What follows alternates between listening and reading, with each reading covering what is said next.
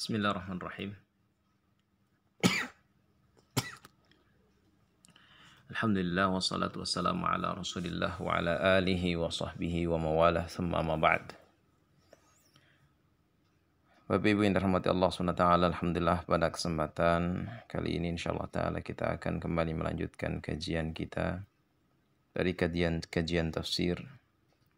Insyaallah pada kesempatan kali ini kita akan masuk pada tafsir surat At-Takwir ayat yang ke-13. Di ayat ini Allah Subhanahu wa taala berfirman, A'udzubillahi minasyaitonirrajim, wa idzal jannatu uzlifat, dan apabila syurga didekatkan. Kemudian di ayat 14 Allah taala berfirman, alimat nafsum ma ahdarat, setiap jiwa akan mengetahui apa yang telah dikerjakan.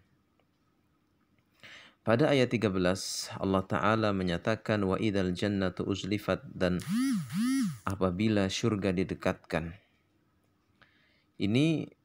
Ayat ini menjelaskan tentang kemuliaan Allah Subhanahu wa taala.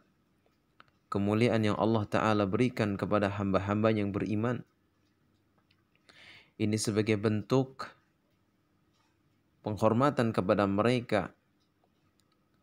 Seandainya jarak surga dengan kita misalnya 1 juta kilo atau lebih dari itu, niscaya seseorang akan bersabar menempuh jarak sejauh itu.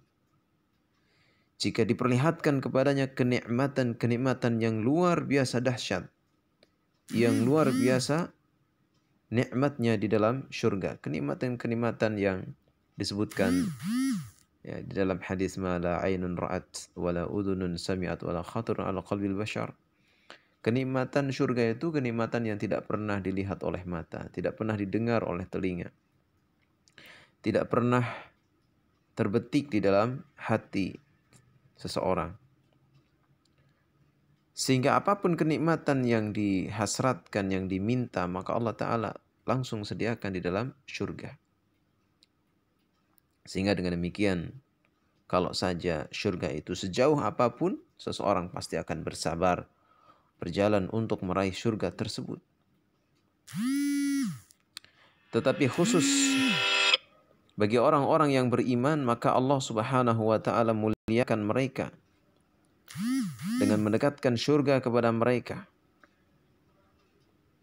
Al-Imam Hasan Al-Basri rahimahullah taala mengatakan bahwa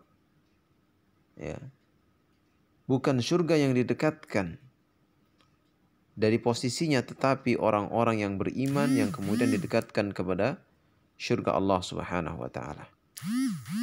Sehingga apa? Pada hakikatnya sama saja. Apakah syurga itu didekatkan kepada orang beriman atau sebaliknya orang beriman yang didekatkan kepada syurga? Walhasil syurga itu menjadi dekat bagi orang-orang yang beriman. Maka bersyukurlah bagi orang-orang yang beriman kalau mereka akan mudah untuk meraih syurganya Allah SWT. Tentunya bagi mereka-mereka yang mau bersabar.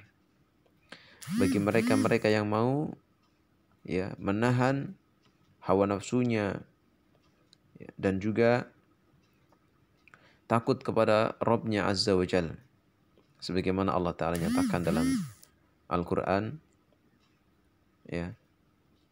wa amma man khafa maqama rabbih wa nahan nafsa 'anil hawa. Dan adapun orang yang takut kepada Tuhannya dan menahan hawa nafsunya, fa innal jannata hiyal ma'wa, maka sesungguhnya syurga adalah tempat tinggalnya.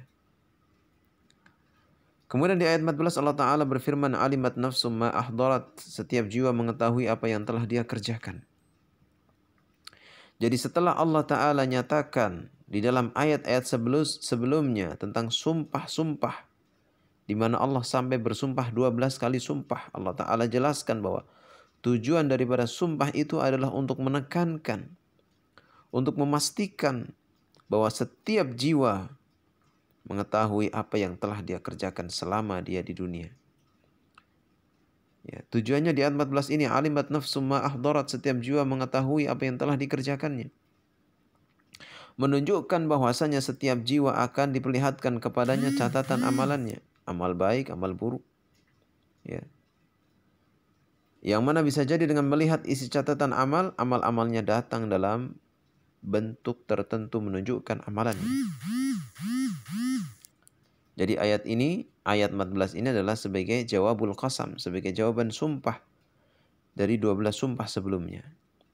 Dan setelah Allah Ta'ala bicara tentang hari kiamat, kemudian pembahasan berpindah tentang penjelasan Allah tentang Rasulnya SAW, seakan-akan Allah Ta'ala nyatakan kepada orang-orang musyrik, wahai orang-orang musyrik, kalian heran dengan kejadian-kejadian nanti di hari kiamat, padahal kabar itu datang dari Nabi kalian, dari Nabi Muhammad SAW, melalui malaikat Jibril yang Allah utus. Sehingga kabar itu datangnya dari Allah SWT. Dan kita tahu bagaimana kondisi orang-orang musyrikin Mekah ketika itu, ya. Sebenarnya mereka meyakini adanya Allah Ta'ala, tapi mereka kufur kepada Nabi Muhammad SAW. Mereka beriman kepada Allah sebagai Tuhan, tapi mereka tidak percaya bahwasanya Nabi Muhammad SAW adalah utusan Allah.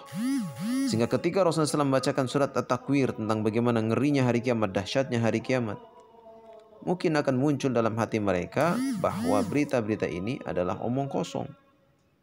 Karena itu, untuk menjelaskan bahwa perkara-perkara yang disampaikan oleh Rasul adalah berita yang benar, yang datang dari Allah melalui malaikatnya, itu malaikat Jibril AS, maka Allah Ta'ala bersumpah dengan beberapa ayat sebelumnya.